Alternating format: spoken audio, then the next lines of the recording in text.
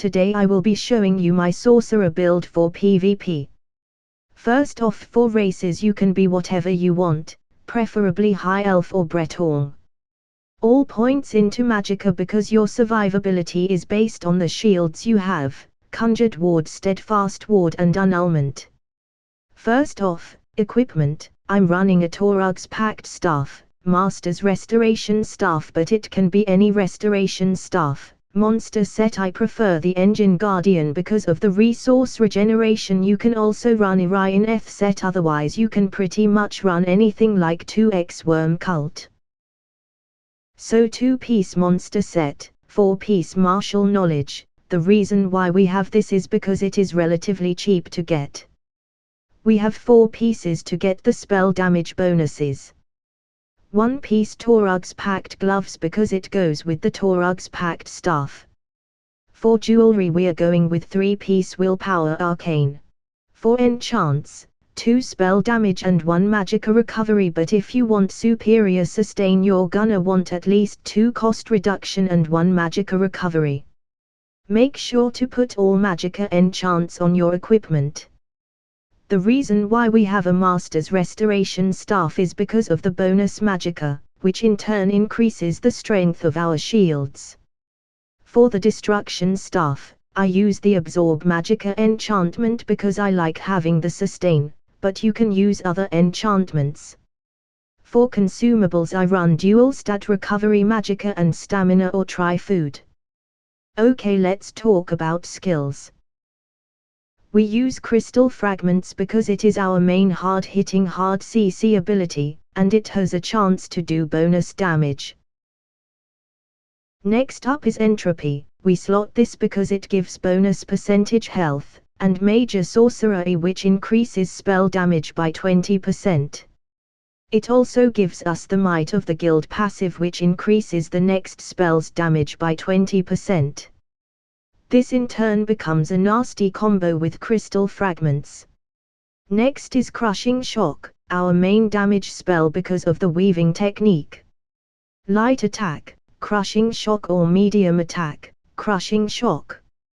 I prefer Crushing Shock because of the utility it can stun people reviving, or channeling spells. Next is Streak. We have this on the main bar because we are going to use this offensively. It can stun multiple people and those pesky night blades that try to cloak away. Last is Valachius Curse, our second damage ability. Make sure to reapply it every time it detonates. For ultimates you can run anything, but I prefer Ice Comet and Clouding Swarm. Although any other ultimate is good like Doorbreaker or Soul Assault. It just depends on the situation you are in. For the second bar, you really only have 2 free slots. I have Charging Maneuver because I like having the speed boost. Our first essential shield is Dampen Magicka, or you can also run the other Morph Harness Magicka. I like Dampen Magicka because of the bonus shield strength. We use Dampen Magicka to absorb magicka based abilities that we get attacked by. Our second essential shield is Healing Ward. This is our main healing ability and the shield strength becomes increased the lower your health is. Our third essential shield is also our main shield, Hardened Ward. This shield can absorb both physical and spell-based abilities. So whenever you get into a battle, always have this shield up and also your Dampen Magicka or Harness Magicka. The 2 free slots available are up to you to decide. I would recommend slotting Daedric Minefield and Defensive Rune, morphed from Rune Prison. The reason why I recommend Defensive Rune is because anybody who tries to sneak attack you will become stunned. So if somebody tries to snipe you or ambush you, you will have more time to react. You can also become a vampire, but it is not necessary. I prefer vampirism because of the Darkstalker passive. The Darkstalker passive removes the sneak jump height penalty and allows faster movement in sneak. For the second bar's ultimate, you can run anything, but I like having the Atroarch because it's basically free DPS. A good strategy would be to walk inside of the Atroarch so they have a harder time targeting you. For the Mudust Stone, choose Atroarch, or if you want more damage, the Apprentice Stone. For champion points, put 30 into the Magician. You can go higher, but there are a lot of diminishing returns, meaning you'll get 0.1% to 0.2% per point. The rest of the points goes into Arcanist, since the diminishing returns are not as bad as the Magician.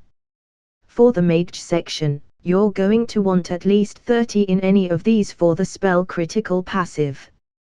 The rest goes into Thaumaturge for the magic damage boost. For the Warrior section, put all points into Bastion for the increased shield strength. Once you put 100 points into Bastion, you can split the rest into Hardy and Elemental Defender. That is pretty much my build. I will be showing you some sample gameplay of it. If I have missed anything, please notify me.